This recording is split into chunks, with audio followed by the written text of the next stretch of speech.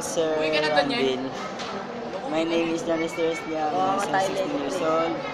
Just call me Lester. I'm playing basketball. And playing computer games. I'm crazy friends, mostly friendly. I'm focused in my study and I'm joyful and shy type in class. Okay, good.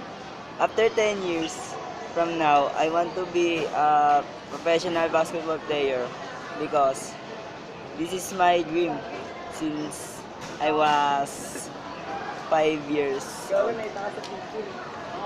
Uh, if I if uh, if I achieve my goals, I will share my knowledge to play basketball and I teach my players to how to discipline and respect other players.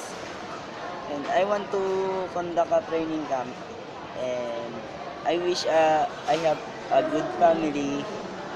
And I want my two boys to follow my steps in playing basketball. It's my dream. Ball's life. Play hard, try hard. Yes, this my dream. Thanks for watching. Bye.